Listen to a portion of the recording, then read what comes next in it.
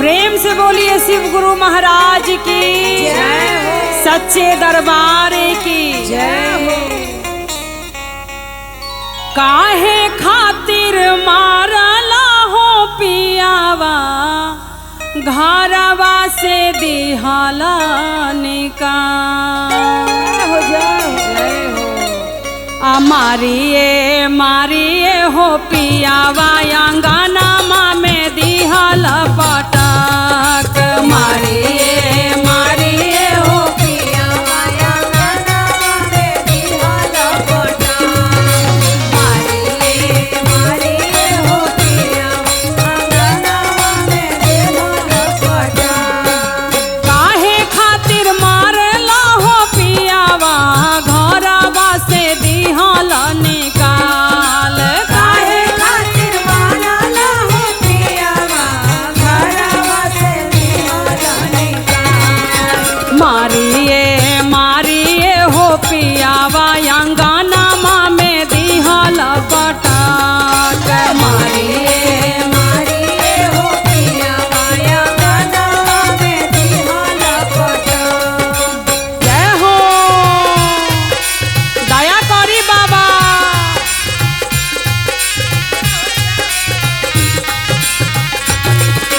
मारिए हो पियावा अंगनामा में दिहल पटक।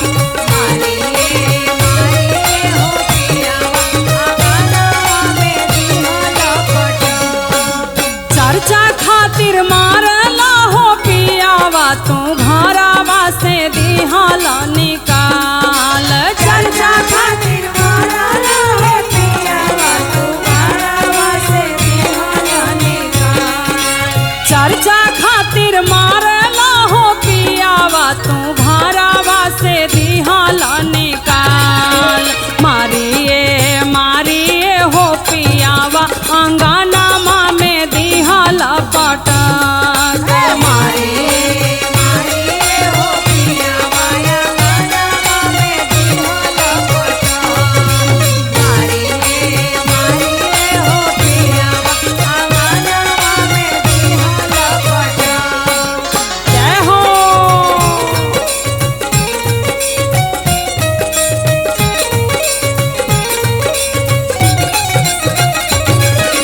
मारिए हो पियावा अंगनामा में दिहल पटक।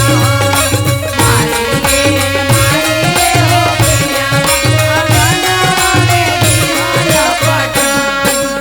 घरवा से स्वामी मोरा आइले मुहामा पकड़ के रोए घरवा से स्वामी मोरा आइले मुहावा पकड़ के घरवा से स्वामी मोरा आइले मुहामा पकड़ के रो उठा धनिया सोहागिन पतिया करहु हो राम उठा धनिया सोहागिन बतिया करहु राम।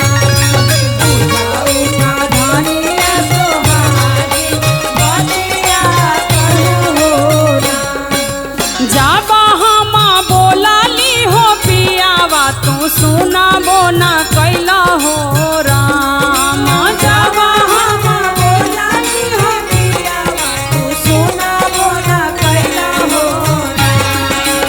शिवा गुरु के साजल बारियातिया लौटियो न पैबै हो राम शिवा गुरु के साजल बारियातिया लौटियो न पैबै हो राम शिवा गुरु के साजल बारियातिया लौटियो न पैबै हो राम शिवा गुरु के साजल बारियातिया लौटियो न पैबै हो राम। बोलिए सच्चे दरबार की जय